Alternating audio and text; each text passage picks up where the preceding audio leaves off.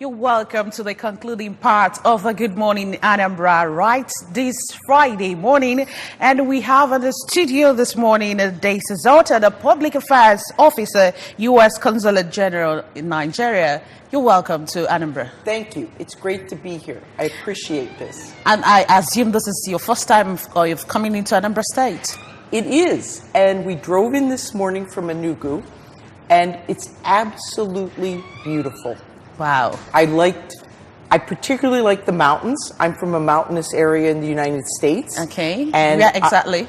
I'm actually from Pittsburgh, Pennsylvania. Okay. So I appreciated the mountains. I also appreciated just the greenery of the scenery. It was just lovely. Oh, wow. And Yes, this is your nice. first time of coming to Anambra Broadcasting It is, Service. so when you think it'll entered be my here, what last. was it like? When you entered into this establishment, what was it like? It's much larger than I expected.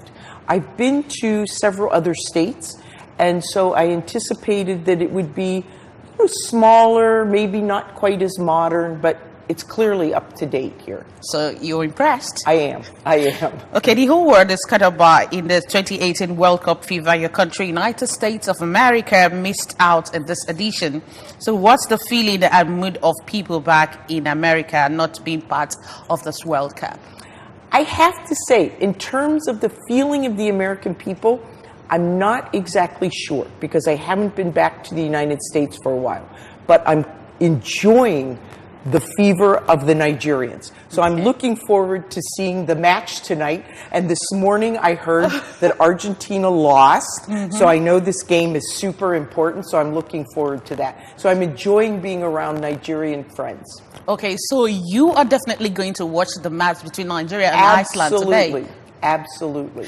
Okay. Have you been watching the tournament so far? So what has it been like? Bits and pieces of it. Okay. Now, I have to admit that I was initially, because I love clothes. So I was initially kind of intrigued by the Nigerians' outfits. Oh, really? And I know. And I thought, why can't I have one of those? So that, I have to say, worked on getting me interested. Were Okay. just their outfits. And then being around Nigerian friends and colleagues, that's also spurred my interest. So how long have you been in Nigeria? I've been here 2 years. 2 years. And when are you planning to go back to the States? I'll be going back in August. August this year? Yes. And so you're talking about the Nigerian jersey. Are you planning on getting one for yourself? I would love to. If you know any contacts, just pass it to me. Don't worry. After the show, I'll let you know. It's not often that we welcome officials of the U.S. Consulate at ABS. It's been over a year now when the U.S. ambassador and U.S. embassy official visited us at U.S. There must be reason for this your visit. There is. The primary reason we came here is that we are doing training for the press, all in the South. So we first went to Port Harcourt. Second city was Enugu. We'll go to Oshobo. We'll go to Lagos.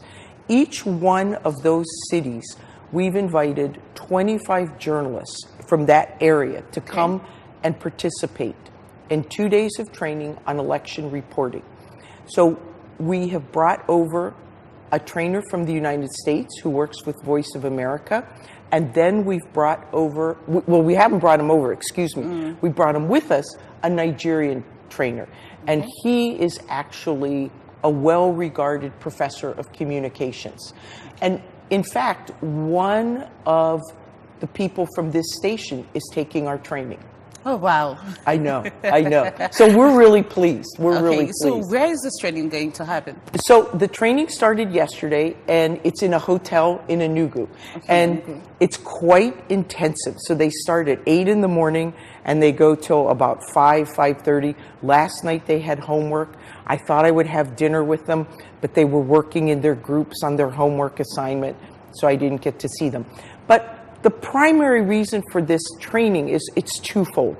One is the United States wants to support Nigeria and Nigerians' efforts to have free, fair, credible, and nonviolent elections. So that's one reason. The second reason is we know that Nigeria has a really robust and professional media. So we wanted to support them, and we've heard from journalists that this is the kind of training they'd want. Okay. United States does provide assistance for Nigeria, and both technical and financially. So what does the United States hope to get from Nigeria in return for all this assistance? What we hope to get in return, good ideas, a stable Nigeria. We recognize that we don't have a hold on good ideas. So when we send Nigerians to the United States, we look forward to learning as much from them as they learn from us. For instance, we are sending a gentleman to the United States in about a week. What's his area of expertise? Okay. Malaria. Okay. So working here in Nigeria, he's found that some traditional herbs actually are quite effective. Our doctors don't know that. So he's going to work with them. In turn, when Nigerians go to the United States, we hope they learn something and can bring it back to Nigeria. So our overarching goal is a stable, prosperous Nigeria. A stable, prosperous Nigeria. Okay, if you're just listening to us, this is still Good Morning Anambra right here on ABS TV, and you can call us on the phone lines right here on our screen. Just call us and let us know what you feel about the person we have right here in the studio. America is a popular education destination for Nigerians. Tell us about studying in the United States. Oh, you might regret asking me that, because that's my favorite topic. So I'm going to look right at your audience and say, pick up a pen, write down Education USA, all one word, educationusa.state.gov.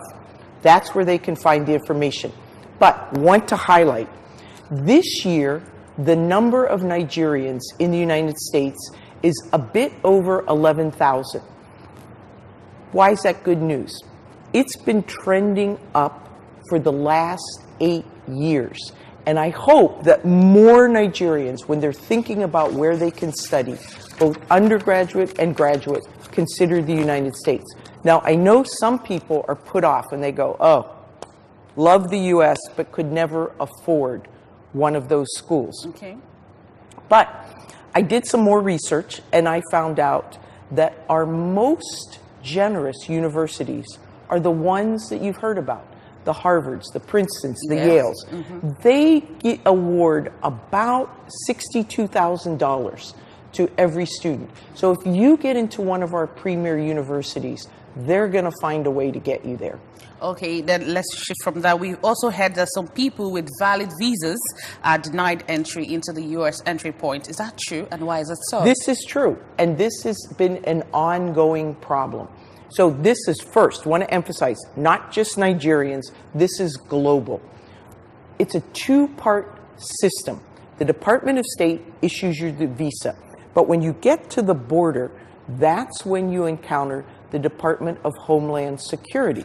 So they do yet another check to make sure that your intended purpose of travel, in fact, matches up with how you appear. I'll give you an example. Okay. If you're going to the United States for a 2-week visit, that's what you've said. But when they open your luggage and they find winter clothes, they're going to wonder about that. So it's that kind of issue that you have to appear to the Department of Homeland Security person same way you appeared to the visa officer. Okay, finally, I assume that you've been sampling Nigerian foods and their clothing. I have. So what's your I've gained 10 pounds since I've been in Nigeria. And I can see you are tired too. So what's your impression on Nigeria, how people and the culture? Okay, so I have to say that when I very first got here, because I'd never been in Africa before, my first impression was the people.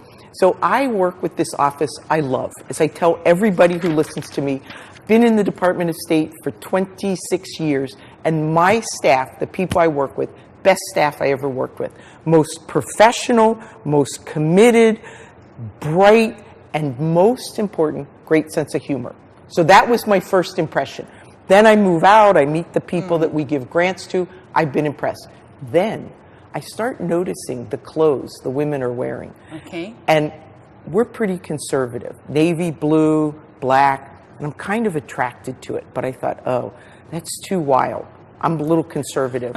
But after 1 year, I discovered Ankara and started wearing it. Ankara. So I wow, love it. that's I love good. it. What I about do. the food? You didn't say anything about The the food? Okay. Now, I have to say that I love small chops and jollof rice and things. Oh, but that Nigerian jollof rice, yeah? my one problem is sometimes Nigerian food is a bit spicy for me. Yeah, I know you would say something like that. I know.